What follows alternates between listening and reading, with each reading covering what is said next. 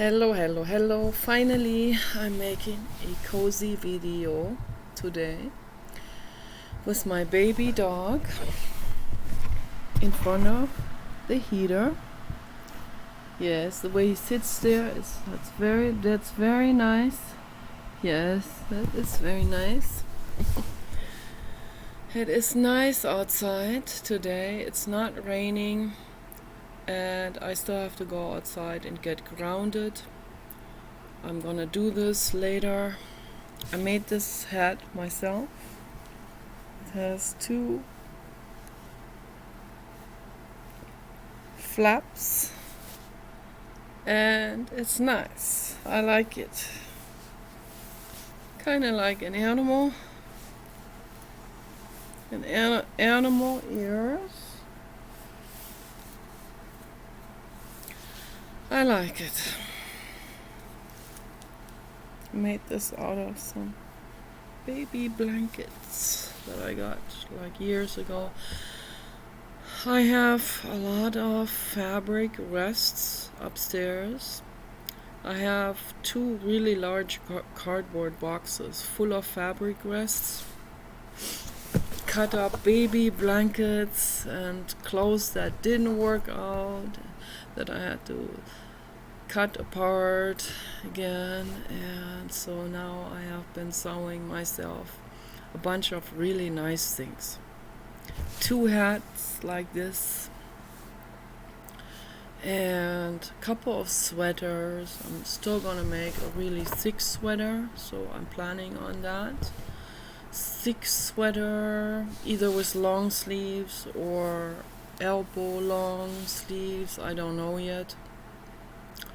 Maybe with long sleeves that I can roll up into elbow lengths. I think that would be really nice. So I have to make this kind of wide so that I can roll it up. Because when I'm working outside or when I'm cleaning the house, I have to have my under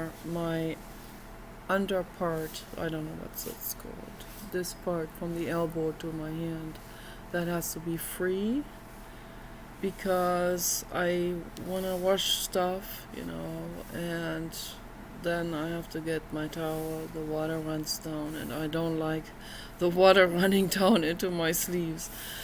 That's some kind of idiosyncratic aversion that I have. I don't like that, particularly ice cold water running down into the sleeves.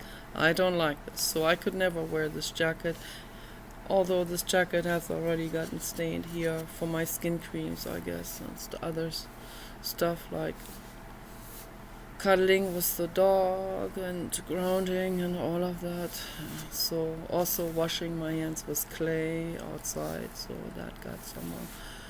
But in general, I don't work with these long sleeves, so I take the jacket off. And this year I had cut the sleeves up to my elbow because that was just easier to work with. And then this one had like this at the wrist, some kind of like an elastic seam type of band at the wrists.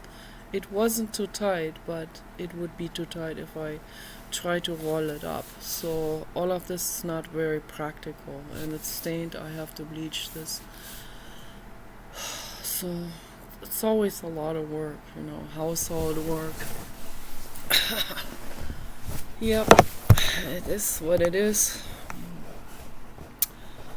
So yeah, I'm making really nice clothes, and I washed them, I hung them up over there on my two ladder stands that I have, that are ladders and that are working for hanging up laundry. So this is very, very, very practical. I love these things. Paul, he found those on the internet. He bought a bunch of those. So he has his there on the side. And yeah, I have a new painting up there of the baby dog. So I don't know if that shows very well, but it's very, very lovely, the painting of the baby dog there. hanging right next to the other ones. That's very nice. So, and there is my alien spaceship. One on the other side of the room, on that platform, wooden platform. It's very, very nice.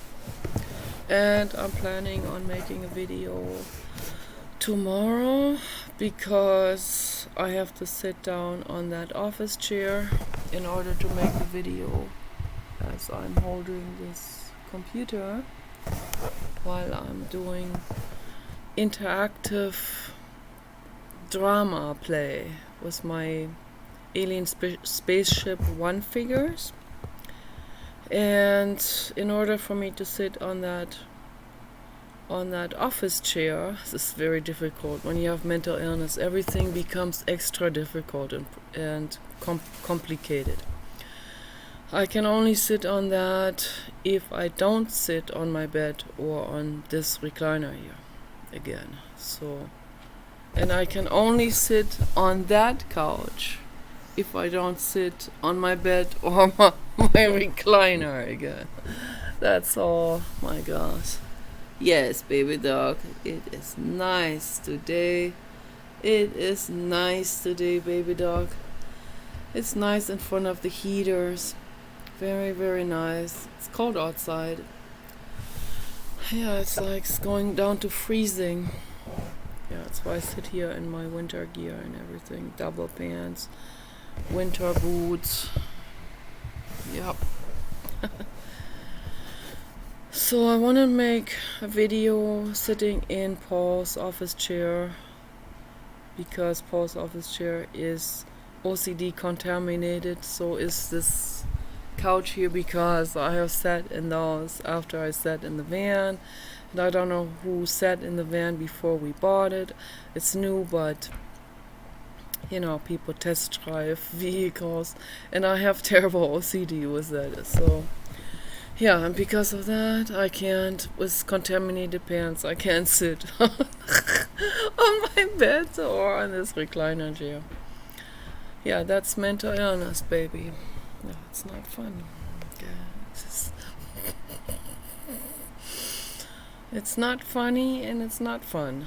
I'm laughing anyway, but it's not fun. The sky is really beautiful right now. I don't know if this shows, but there are blue patches in the sky, and I always greet the blue god. The blue god showing himself in the sky. Very nice. Oh yeah, I dreamed about Elon Musk last night. It was a pleasant dream, as you can imagine. A very pleasant dream. And it's like, dream on, you know. Dream on. Keep dreaming. Doesn't hurt you to keep dreaming, you know. At night or during the day. And he does not want an old trailer mama. I guarantee that to you. Okay, so he can get any photo model he wants. So any model, actor, lady from Hollywood, from like Centerfold, Playboy magazine, yeah, he can have. So he can have Sandy and me together. We will put up with that. We already decided we would put up with that. And it would give me an opportunity. If Sandy and I had Elon Musk as a boyfriend together, a threesome relationship, I'm not into orgies. I am also fully straight, okay, but I love Sandy as a friend, like a daughter, sort of, you know, or younger sister, and she's like family for me, you know. I love her infinitely much. That's the truth. But we're both fully straight, and that's, you know, to be fully straight and share a man, now that really says a lot. First of all, about us, our compassion, our infinite compassion, and our infinite love we have for each other, and respect, and for our love we have for Elon Musk. So that says a lot, because I am usually not that type of person who would share a man. And that's the truth. Okay, so with jealousy, but if we had that unbelievable once in eternity life, once in eternity life opportunity, okay, to be with Elon Musk, which is, I mean, the odds are much, much less than winning $10 million in the lottery. So much less than that. But let's say we had that unimaginable dream luck, okay? It would give me the opportunity, for the first time really in my life, to really go for my jealousy issues and not act them out on anyone, not create drama, not be trying to elicit anything from anyone, some kind of drama, feel sorry for me shit and all of that, you know. Well, that's as far as I go with my drama. I don't triangulate. I don't cause anyone pain. I don't make anyone's life miserable. I wouldn't walk in on them and give them a hard time or something. I would never do that. It would be my opportunity for the first time in my life, really, that I would do this. I would take that opportunity. Before any other time before in my life, I wasn't ready for that. I didn't even know how to. Way in the past, I tried a threesome, did not go very well because of my jealousy. I had to walk away. Same with the porn, you know, I just couldn't do it because of my jealousy. I would end up going in that guy's bed and screaming into the pillow, and then that would end up showing up on that movie that they made, because that one guy that was supposed to be there for me, he didn't show up, and then the other two were banging, and I was jealous, and I was screaming into the pillow, and that ruined the whole video. Like, worth $1 million, that video, and I ruined it with my screaming and also flushing the toilet.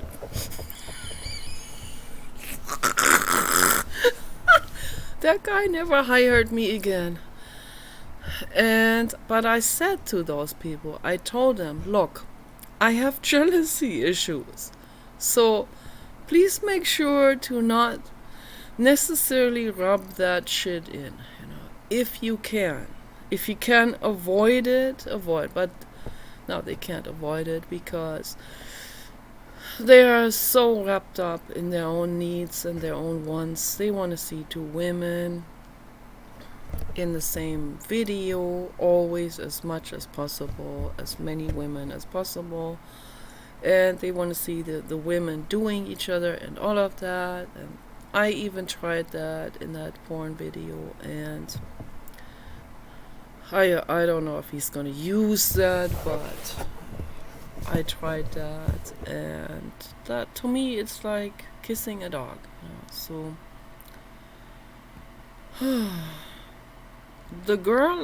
for the girl, that was a little bit more than that, because I see that most women are at least to some degree bisexual. That's what I noticed.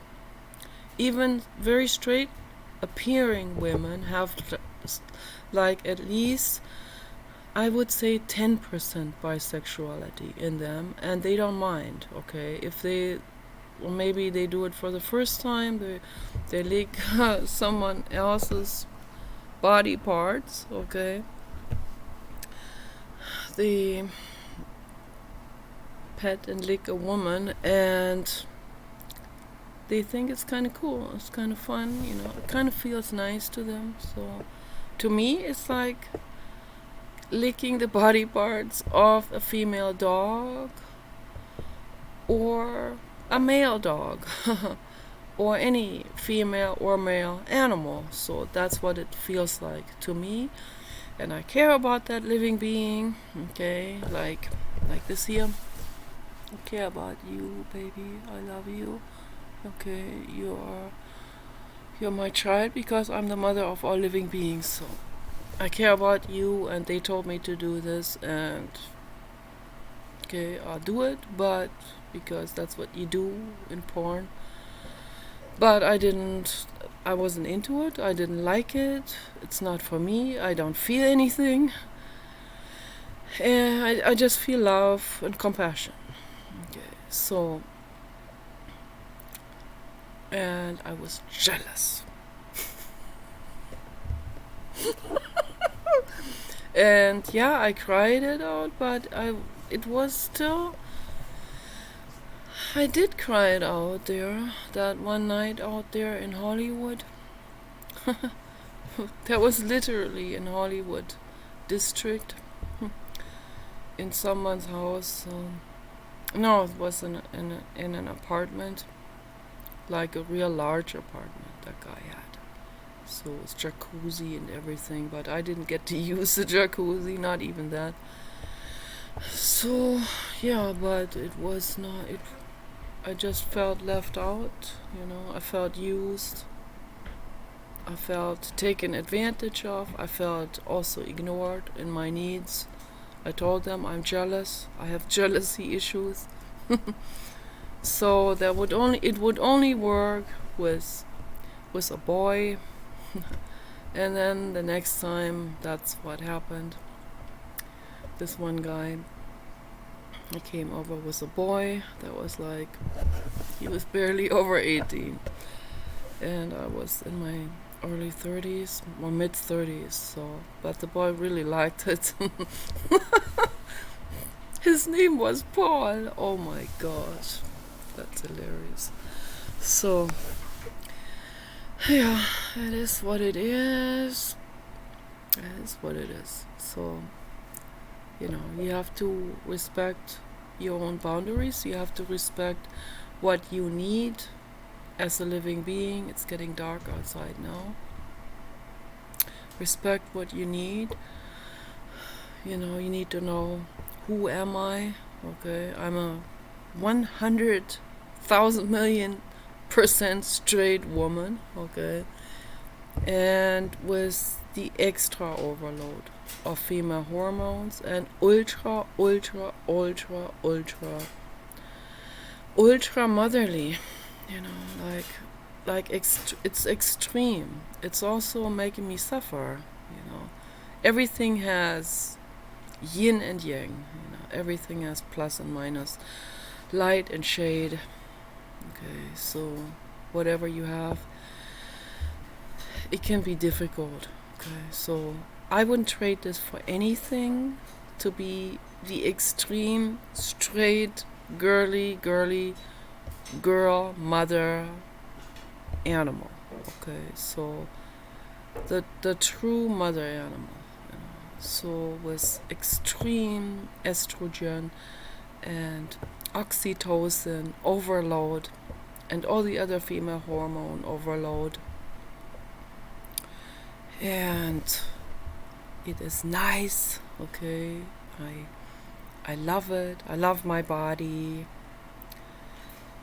And it's also very difficult because I feel compassion for every living being, and I have the so-called helper syndrome. So It doesn't matter who I see. It could be a hater. It could be psychopaths in trouble. I will walk over there. Honey, can I help you with something? I want to make your life better.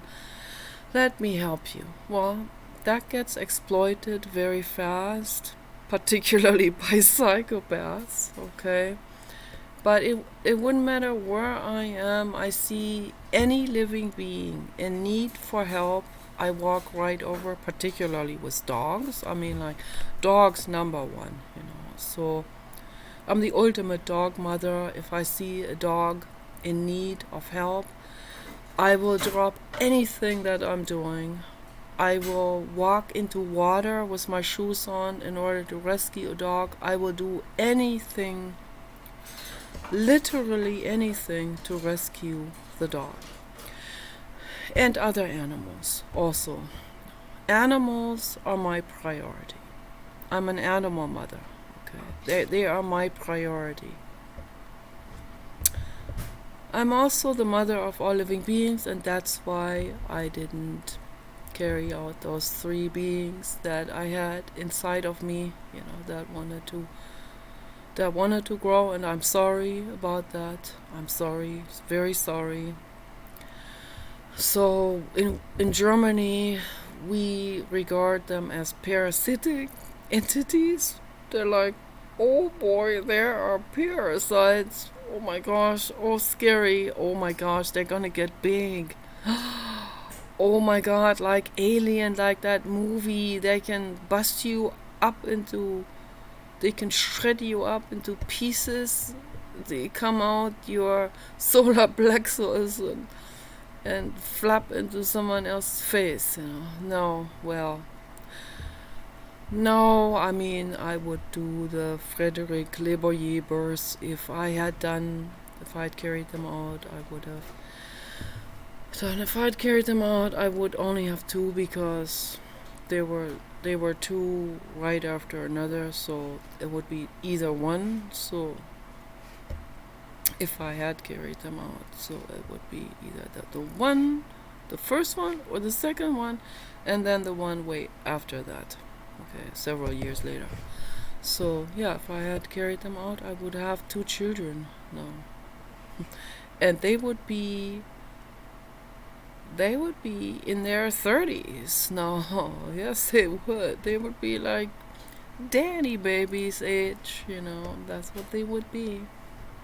There's no telling what would have come out of that. Oh my gosh. Oh my gosh. That's crazy. That's really crazy. Well, one would be like 32 or something, and the other one would be like, I don't know, like 25, I guess, something like that. So there's no telling what would the 25-year-old, the possibility of an alternate universe, okay, where maybe this has happened. So that could be some kind of alternate reality universe, another Earth where I carried them out, and the 25-year-old is black,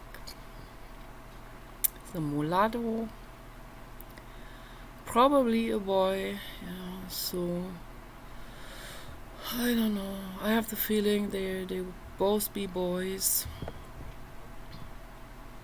And maybe the first one girl, the second one boy, something like this. And they would be suffering, okay? There's no doubt about it. In this crazy ass world, depends on the soul. You never know what kind of soul will go into the first contact between sperm cell and egg. So that's when the soul goes in, and the soul gets literally sucked into that, like, whoosh, so here I am. Oh my gosh, she aborted me, that asshole. Well, maybe you come back in someone else's zygote, and who knows, maybe that'll be a whole lot worse. A whole lot worse. Probably so. And I'm sorry about all of that, you know. I am sorry about that. I am sorry. I really am. Back then I wasn't sorry because for us they were parasites.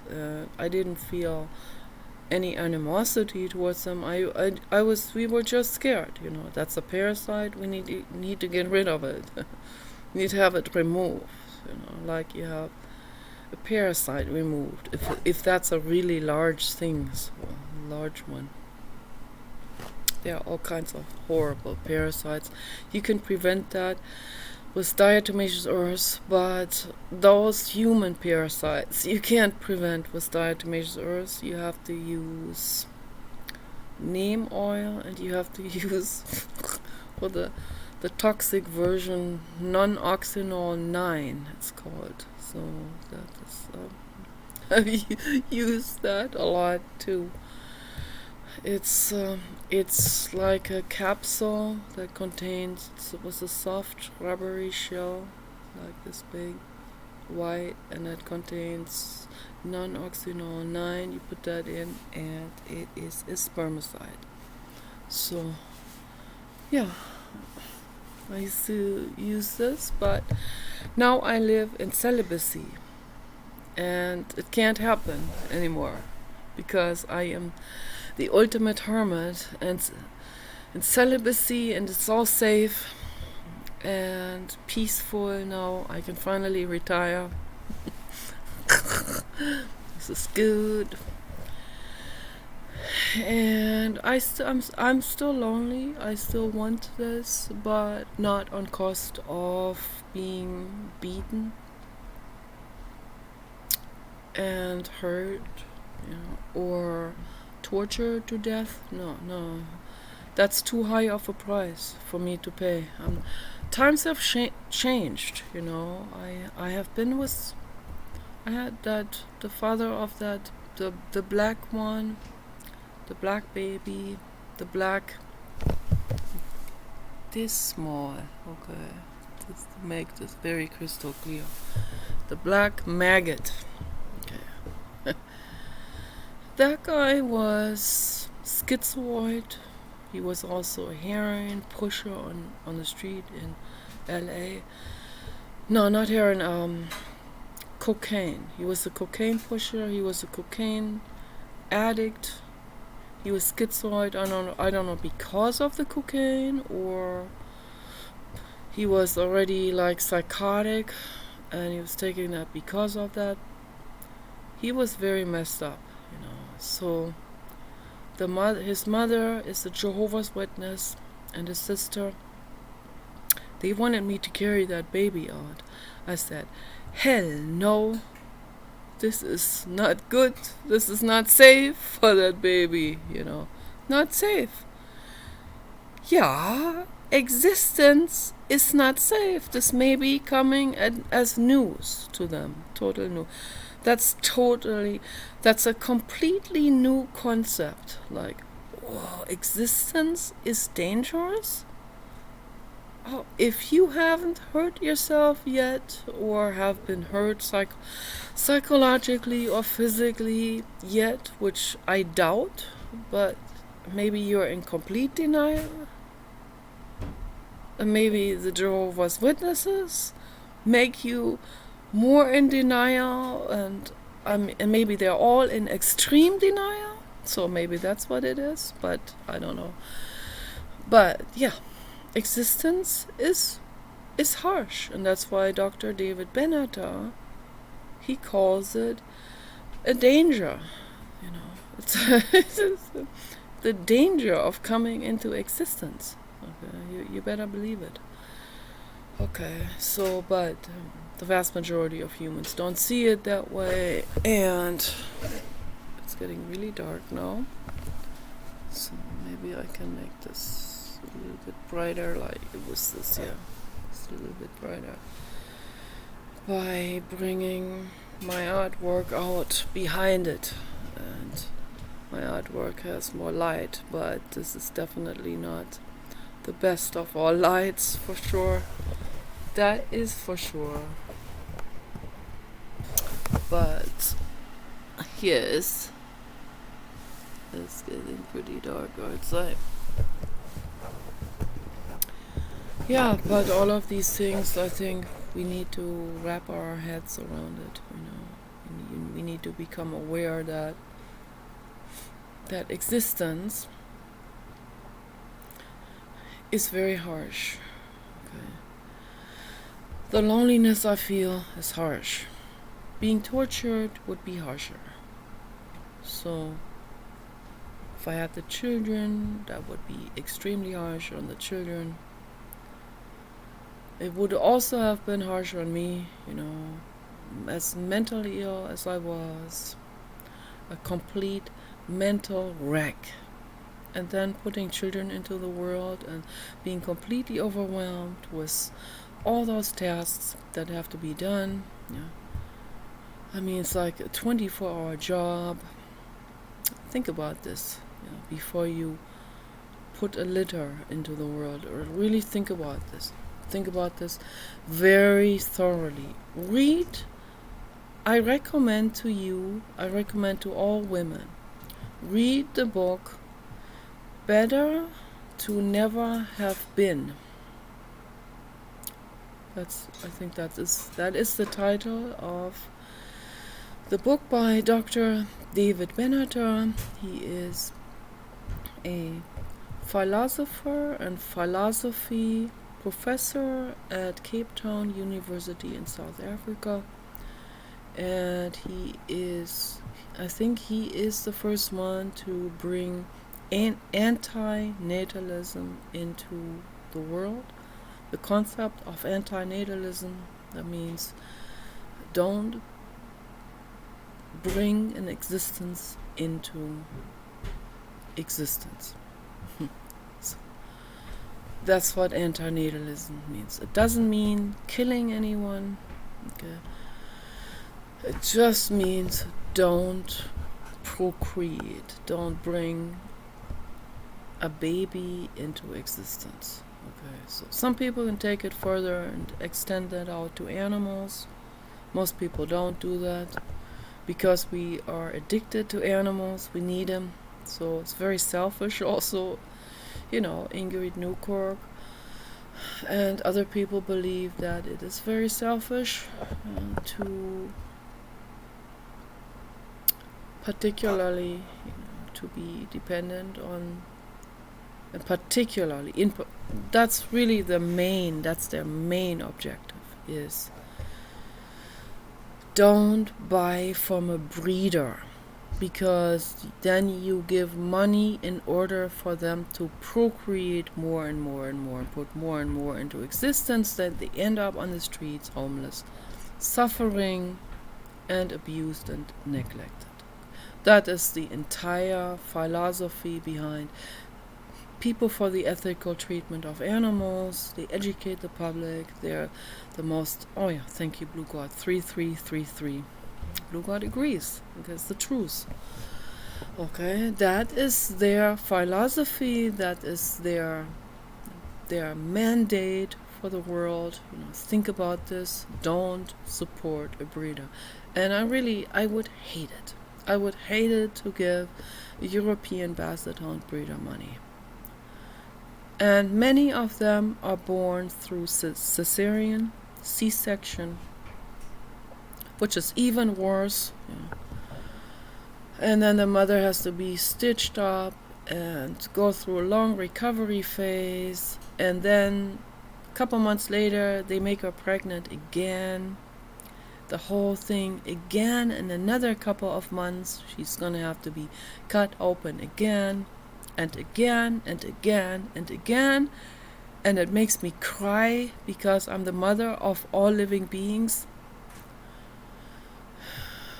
And I have nervous breakdowns over this.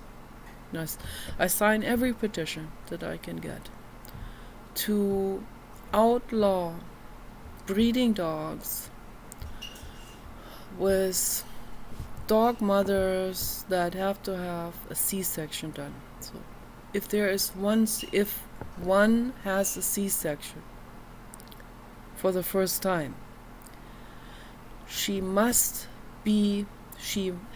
to be neutered, spayed, okay, for the females. She has to be spayed. She has to become unfertile. She has to be made unfertile. Okay, needs one last operation to tie the tubes. Okay, or I don't know what they do with dogs, or to remove the ovaries or something. So that's what has to be done. Okay, one C-section litter, and the dog has to be spayed. Okay, this should be mandatory. This should be the law worldwide, but it's not going to be enforced because of greed. Okay, and they also bred all the popular breeds. They bred into them like a whole lot of puppies, like 10 puppies. Some Great Danes have 15 puppies. That's not normal. That used to be not the case. They would have 2 or 3 the most. 3, that's more than a mother can handle. Okay, but 15 puppies, okay, where they have to rotate the puppies from one nipple to another. They have to tear one puppy off and put the other one on. The people have to do that round the clock. Are they insane or something? This is cruel for the puppies. Really cruel. So I would really hate to give a breeder money. I really hate it. I'm not gonna do it. So that's why we got the Staffordshire from the animal shelter. That's all there is to it. That is not my type of dog. They're way too fast for me. They're way too muscular for me. I mean, they're like Batman on steroids. But I love them infinitely much anyway. And so we try to make the best out of the situation. I don't think I can ever find a fully pure breed European Basset Hound again. To have found that one time on the internet was so much against the odds. That was also less of an odds than winning the lottery. I mean, that was really something when I found the Papa dog. You know, he was already getting old. He had the C word, I don't want to say the word. He had tumors. They had one operated before they found us. I would have said, don't do it. It causes metastases, which it did. But we cured all of that with sodium bentonite clay. We gave the Papa 3 years of incredible paradise retirement. Okay. And even though we only had him for 3 years, and that it was worse than ever I can ever imagine losing him. Okay. The worst thing ever. That was the worst for me, to lose Kenny and the Papa. Kenny, our Great Dane. And we were lucky with Kenny. We rescued Kenny. We didn't have to pay money to the breeder. He was also pure breed European Great Dane. Extra large. And we got extremely lucky. They were not allowed to sell Kenny because he was deaf. In Canada, they have the law. They're not allowed to sell deaf dogs. They have to give them away. So we met them out there in the Olympic National Forest, over there at that ocean arm that separates British Columbia from Washington State. They came over on the ferry boat with the baby Kenny in the daughter's arms, and I was that was the happiest day in my life. The blue god. That was the blue god incarnated. And so he got to live with us for 9 years. So albinism. So when they have albinism, they're not the healthiest dog. They're not the healthiest animal. Many of them don't even make it to age 6. So he lived with us for 9 years, and that was pretty good. That was pretty long for an albino extra large Great Dane. So that's pretty decent. So most of them, my grandfather's Great Danes, they didn't get very old. They're like get up to 6 or 7. So they were also not. They also didn't come from very conscientious breeders back in Germany. My grandfather didn't pay attention to those things, of course. He wasn't informed about all of this, and we weren't informed. We were children. So, yeah. One of his dogs had an enlarged heart, and that was a Harlequin, extra large Great Dane he had, and he died from a heart attack at just 1 year old. And that was really dramatic and heartbreaking, all of this. So no, with Kenny we did fairly well. I mean, we learned on the way. We in the beginning we didn't have all the knowledge about holistic healing yet, but we learned. He helped us learn about all of these things. He also had celiac disease, which is a gluten intolerance. Like they get rashes, skin rashes, the albino Great Danes, and they are extra nervous. Very, very nervous animals. Highly, highly nervous. So, and he was very relaxed. You can see that in my YouTube videos that I have with him. The Buddha made a video. It's my favorite video. On my old channel, the Buddha made a video. I think that's on Daisy, Cypress, Tulip Garden. I had these crazy account names. I think it was on that one. Maybe it's, I don't know. I have several accounts that are dormant now, so it's on one of those. The Buddha made a video. So if you put into Google, the Buddha made a video, and then Kenny Redwood Forest and Nicola Redwood, or Kenny Redwood. So I used these artist names back then. Then the video should show up. So it's a really nice video. That was, I believe that was in 2015 when I made that video.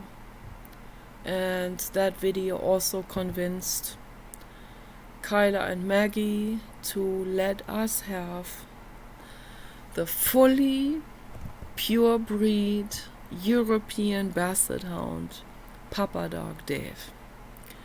The reincarnation of David Foster Wallace, the writer. And she said to me on the phone, before I even told her about the reincarnation stuff, she said, well, he kind of matches your energy. She was very intuitive about this. Very intuitive girl, Kyla. And she looks a little bit like me, so we're probably related. And she looks a little bit like Susie Orman, I guess. So, and yeah, that was really something that we found. That was really something, as the Blue God agrees. 4444. Yeah, that was the present of the blue god. I mean, when the blue god gives me a present, then that is something that would normally not occur. Okay, so that, like, more rare than winning the lottery. That was the case with the Papa dog and Kenny, both. So that was really something, those two dogs. And they are my nuclear family. They are soul family. Okay. Kenny was my husband 5,000 years ago in India. And the Papa was our child. Okay, and they're both buried together next to each other out there under the manzanita tree. And I go out there every day. I get grounded and I talk to them. And I tell them that I miss them infinitely much. And it was almost impossible for me to go on without Kenny. The Papa saved my life. And when Papa died, we didn't have a dog for 2 years. I only wanted a European Basset Hound because they're the most. I just figured it out. You try out different dogs and you find the one that really meets your needs. The most practical one for your needs, and that for me will always be European Basset Hound. The Great Danes, they have too long legs. So Kenny fell down the stairs 2 times. After that, I said, we are done. I'm not gonna let him go up the stairs anymore. I put barricaded the stairs. I didn't let him go up the stairs anymore.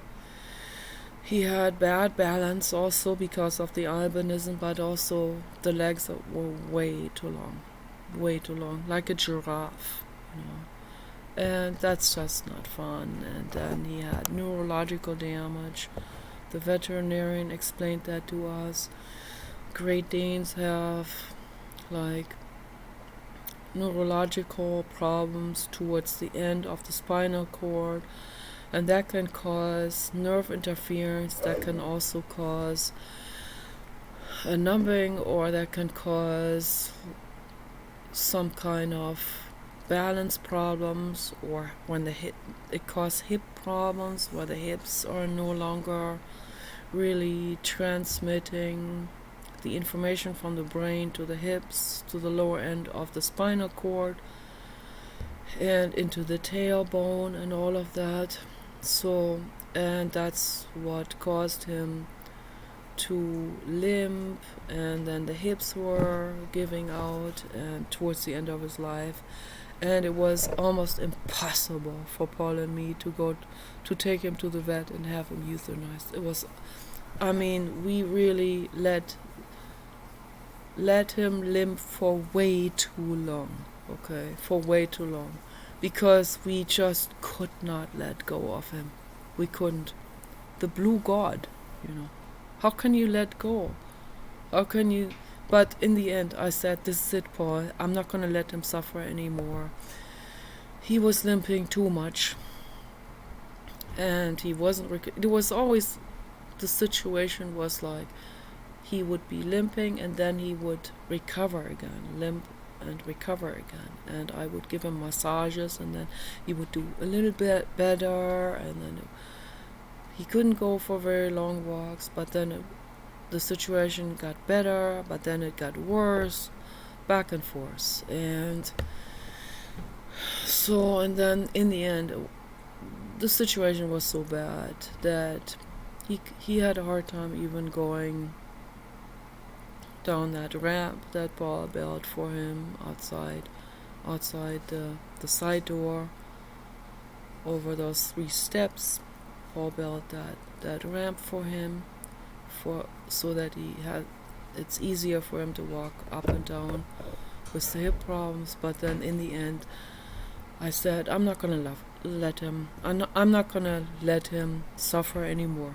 Okay, so I care about him, and I don't want him to suffer, and we have to bring him to the veterinarian. And that painting here, this situation is that last day was Kenny on the parking lot of the veterinarian on December 11, 2016 in the afternoon. I was holding Kenny's hips, and Kenny was lying down on a heating pad from the veterinarian. And then they took way too long with the payment. He suffered, and then finally he came out there, the veterinarian, with the euthanasia drug, the Nembutal or pentobarbital, I believe it was. And he gave, I'm not showing you, and then he gave the injections into the front leg veins while I was holding Kenny's hips, holding him, lying down there with him, holding him to give him comfort.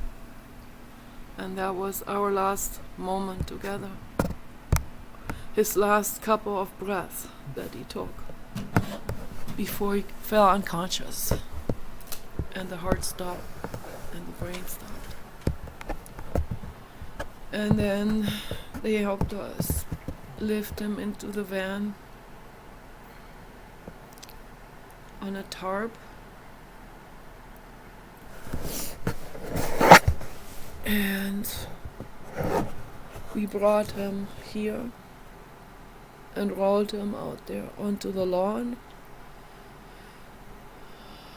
And I lied down there with him for about an hour in the cold. And I had my arm around him. And I looked into the sky. And there I saw him in the sky. The formation of Kenny built up in the sky in form of clouds. And he said, "It's all good. No worries. It's all good." And then I saw him in the sky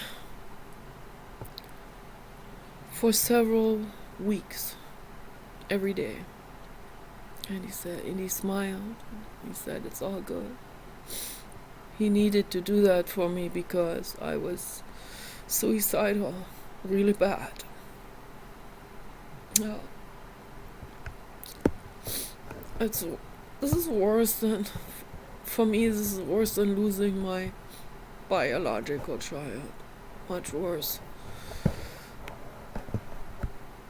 They are even more for me than biological children. They are my soul children. Kenny and the papa dog. And we did the same with the papa. And I also highly recommend to people to, not let the dog suffer. You have to lie down with the animal on the ground or on the floor of the veterinary office. You have to at least have your hand on the animal during the entire procedure, during the euthanasia, because this is very important for the animal and the animal's soul. That makes the animal feel safe,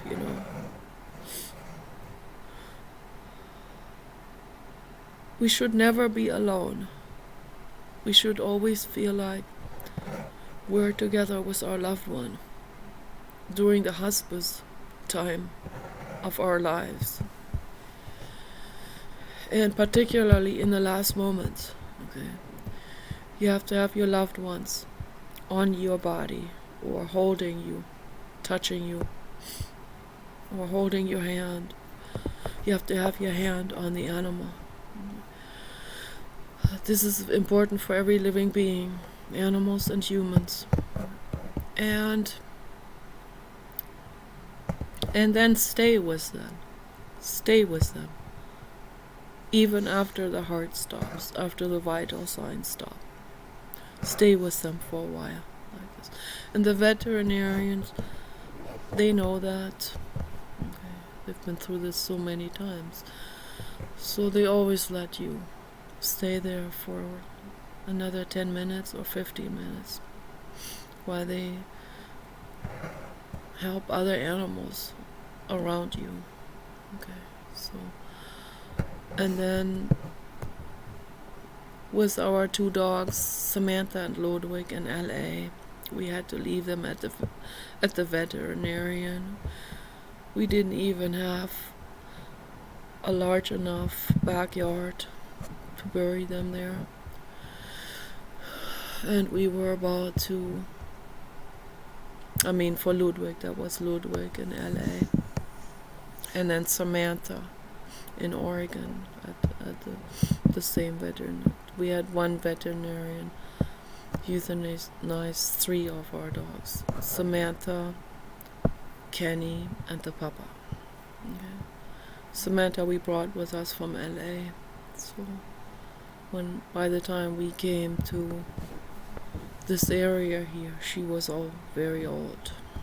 She was almost 11. And for a Great Dane, that's very old. But she had part Labrador and a quarter Labrador in her. And Ludwig in LA, Ludwig was a pureblood American Great Dane, Harlequin Great Dane. Not as big as Kenny, not as big as the albino, but beautiful, beautiful Great Dane. So Ludwig we had to leave at the veterinarian in LA, and that was very difficult for me. I had to call them up a week later, and because I was starting to get paranoid, I said, I just wanted to make sure that my dog didn't wake up from that anesthesia, and just please reassure me that my dog didn't wake up from the anesthesia and then be there in that tomb or catacombs or whatever, the morgue room or something. And they didn't even know which dog I was talking about, and they just brushed me off harshly. And so Samantha, we had to leave at this veterinarian here. We had to leave her there. That was very difficult too. We didn't have this house here yet. We had the other house at the other place on the California side. So, and we don't have enough space there in that garden either, in that backyard. We had to leave her there. It was very difficult. Oh, that was hard. That was really brutal. Yeah, that's like we lost our children, Ludwig and Samantha. And when Kenny and Dave died, that was worse for me than losing my children. They were my soul children. I have known them for eons and eons and eons and eons. For longer than 5,000 years, I'm sure. So, yeah, soul journey. And they were there to help me through this lifetime. They were real important help for me in this lifetime. So they helped me a whole lot. They taught me a lot. Okay, I'm gonna close the video now. Peace and love.